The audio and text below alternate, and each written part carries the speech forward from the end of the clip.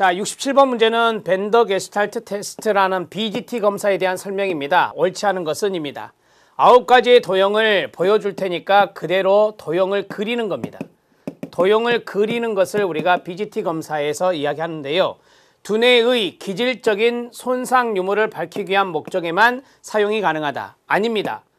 자, 우리가 이제 두뇌의 기질적인 손상 유무를 밝히는 신경심리검사, 신경심리검사의 역할도 BGT가 합니다. 기능도 있어요. 기능도 있다. 하지만 이것만 있는 게 아니에요. 이것만 있는 게 아니라 성격검사이기도 합니다. 성격검사의 특징도 있어요. 그리고 이것은 객관적 검사라기보다는 투사적 검사의 성격이 있다. 이렇게 정리를 해주시면 되겠습니다.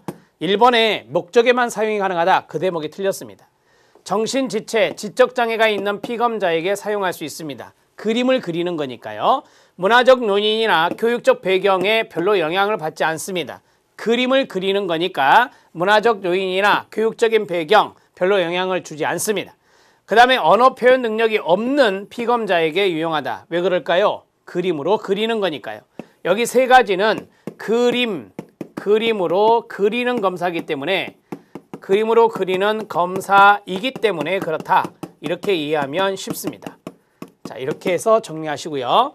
자, 시지각 운동의 성숙 수준, 정서적인 상태, 갈등의 영역, 행동 통제의 특성을 알아보는 투사적 검사이다 라고 했습니다. 자, 우리 이거 네 가지 기억하셔야 돼요. 시지각 운동. 우리가 이제 비주얼 하면은 시각이 되고 모터 하면 운동이 되잖아요. 그래서 보고 그리는 거니까 비주얼 모토를 볼 수가 있는 겁니다. 정서적인 측면도 알 수가 있고요. 갈등의 영역도 알 수가 있고요. 행동의 통제 특성도 알 수가 있다라고 합니다. 자, 그러면 시, 지각, 운동하고요. 정서하고요. 그 다음에 행동하고요. 그 다음에 갈등, 이 네 가지가 키워드가 됩니다. 이것도 박스형의 문제로 출제된 걸로 기억하는데 시지각, 운동, 정서, 행동, 갈등 네 가지의 키워드를 잡아주시기 바랍니다. 이거는 BGT와 연관성이 있습니다. 자, 답을 해결했습니다. 1번이 답이 됩니다. 68번 문제에 들어갑니다. 자, 68번 문제는 심리검사를 실시하거나 면접을 시행하는 동안 상담자가 취할 태도로 옳은 것은 입니다. 자, 기억, 니은, 디귿, 리을까지 나와 있습니다. 행동 관찰에서는 끊어요. 다른 사람 또는 다른 장면에서는 관찰할 수 없는 가로 비일상적인 행동이나 그 내담자만의 특징적인 행동을 주로 기술할 필요가 있죠. 독특한 행동이 있으면 그걸 기술해야 되는 겁니다. 그 다음에 관찰된 행동을 기술할 때는 어떤 상황에서 어떤 방식으로 불안을 나타내는지 관찰된 행동을 기술할 때는 구체적인 용어로 설명하는 것이 바람직합니다. 관찰 기록은 구체적으로 하는 게 좋겠죠. 그 다음에 정상적인 적응을 하고 있는 사람들도 심리검사와 같은 생소한 상황에 직면할 때는 여러 가지 행동을 나타내게 될 수 있습니다. 이러한 일반적인 행동까지 평가보고서에 포함시키는 것이 좋다라고 했는데 그렇지 않습니다. 일반적인 행동을 쓸 필요가 없고 우리가 이제 앞에서 그랬잖아요. 그 비일상적인 행동, 내담자만의 특징적인 행동 이런 것들을 평가보고서에 넣는 겁니다. 자, 평가보고서에 비일상적 행동, 자, 독특한 행동 이런 것들을 행동이나 내용들을 선별해서 기록하는 겁니다. 선별해서 기록하라 이렇게 정리하시면 되겠습니다.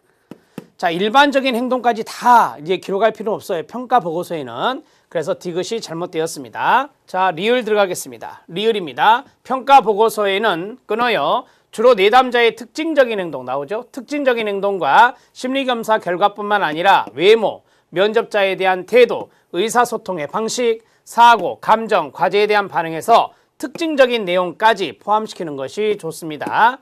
아무튼 평가보고서에는 특징적인 내용들을 조금 넣어야 된다 이렇게 정리하시면 됩니다. 이 문제에서 그것을 요구하는 거니까요. 옳은 것은 기억과 니은과 리을이 되겠습니다. 답은 4번이 답이 됩니다.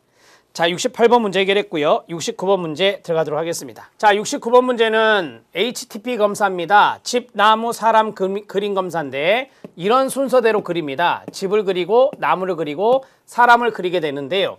HTP 테스트에 대해서 옳지 않은 것은입니다. 자, 1948년 버그에 의해서 처음 제창됐고 1958년 햄머에 의해서 크게 발전하였습니다. 1948년 버그에 의해 처음 제창된 거, 이 역사를 알아놓을 필요가 있겠죠. HTP 1948년 수검자에게 집, 나무, 사람의 주제를 순차적으로 제시한다 그랬죠. 제가 자유롭게 그림을 그리도록 한 후 각 주제에 대해 몇 가지 질문하는 과정을 거쳐 검사 자료를 수집하고 이를 해석하게 됩니다. 자, 그림을 그리게 되고 그 다음에 그 그림을 통해 질문을 하겠죠. 그 질문하는 과정을 통해 자료가 수집이 되고 거기에 대해서 해석이 이루어지는 겁니다. 맞아요.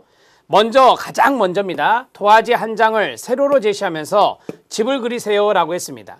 여러분, 집이라고 하는 것은 우리가 보통 가로로 해야 집을 그릴 수가 있습니다. 세로로 하는 것보다 가로로. 그래서 가로로 제시하면서 그린다. 단 나무는 위로 길쭉하죠. 그 다음에 사람도 마찬가지고, 따라서 이것은 세로로 제시하는 겁니다. 이것은 세로로 제시하고, 그 다음에 제일 먼저 하는 집은 가로로 제시한다. 이렇게 정리하시면 되겠습니다. 이 3번 지문같이 가로 세로를 바꿔서 출제한 지문도 많아요. 시험에 보면. 자, 나무가 있습니다. 나무는 심층적이면서 무의식적인 자기상을 대변하는 것이다. 자, 이거 나무 정도는 알아놓고 계셔야 돼요. 심층적이면서 무의식적인 측면은 나무구나. 이렇게 정리하세요. 그림의 위치가 왼쪽으로 이제 치우쳐 있다. 그림의 위치가 왼쪽으로 많이 가 있다면 강박적이면서 자기 욕구와 충동적인 정서 만족 추구, 이런 것들이 바로 왼쪽으로 치우칠 때입니다. 그러면은 오른쪽 치우친 경우는 자, 만족을 연기하는 스타일이고요. 그 다음에 지적 만족을 추구합니다. 지적 만족을 추구하고 안정을 지향하는 그러한 형태가 바로 오른쪽으로 치중하는 그러한 것이라고 보시면 되겠습니다. 자, 됐습니다. 69번 문제 해결했습니다. 답은 3번입니다. 집을 그릴 때는 가로로 제시한다. 나무와 사람은 세로로 제시한다는 것을 기억하시고, 집 그리고 나무 그리고 사람 그린다. 이렇게 순서도 알아놓으시기 바랍니다. 자, 답은 3번이었습니다. HTP 검사도 시험에 많이 출제가 된 겁니다. 꼭 기출문제 확인해 주십시오. 70번 들어갑니다. 자, 피그말리온 효과가 있습니다. 옳은 것은입니다. 피그말리온 효과 아시죠? 자기 충족적 애연, 자성적 애연, 로젠탈 효과라고 하는 이 피그말리온 효과입니다. 타인의 기대나 관심으로 인하여 끊어요. 자, 다른 사람의 기대나 관심이 생기면 능률이 오르거나 결과가 좋아지는 현상, 이런 것들을 나타내는 심리학 용어가 피그말리온 효과라고 말합니다. 맞아요. 로젠탈 효과나 자성적 애연이나 자기 충족적 애연이라고도 합니다. 우리 시험에 로젠탈 효과, 그 다음에 여기 자기 충족적 애연, 이런 식으로 던져진 적이 있습니다. 자, 교수자에게 학습자는 우수한 능력을 갖고 있다라고 알려줄 경우에 교수자는 여기에 대해서 학습자의 긍정적인 태도를 갖게 될 겁니다. 그렇죠. 타인에 대해서, 학습자입니다. 학습자에 대해서 기대나 관심을 해요. 그러면은 거기에 대해서 이제 교수자가 정말 열심히 노력을 하겠죠. 노력을 하면은 학생들의 성적도 올라가고 좋아진다라고 하는 겁니다.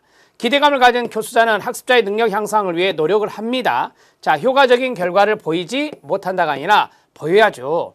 자, 여기 보면 결과가 좋아진다 그랬잖아요. 결과가 좋아진다 그랬으니까 효과적인 결과가 나오는 겁니다. 그걸 우리가 피그말리온 효과라고 말하는 거예요. 리을 지문은 해당되지 않네요. 피그말리온 효과로 옳은 것 찾았습니다. 옳은 것은 기역, 니은, 디귿. 2번이 옳은 내용이 되겠습니다. 자, 70번 문제 해결했고요. 71번 문제 들어갑니다. 심리검사에는 윤리적인 문제가 꼭 출제가 될 겁니다. 한두 문제 나올 거고요. 심리검사의 윤리성에 대한 설명으로 옳지 않은 것은입니다. 심리검사를 실시할 때는 자격이 있는 사람이 표준화된 절차에 따라 실시해야 됩니까? 그렇습니다. 그 과정을 경시해서는 안 됩니다. 자, 그 다음에 제3자, 상담자는 제3자에게 내담자에 대한 검사를 의뢰할 때 적절한 검사 도구가 사용될 수 있도록 내담자에 대한 구체적인 의뢰 문제와 충분한 객관적 자료를 제공해 주는 게 좋습니다. 맞습니다. 자, 상담자는 심리검사의 결과가 내담자나 다른 사람에게 해를 끼칠 수 있다고 판단되면 진단이나 보고는 하되 주의를 기울여야 한다라고 했습니다.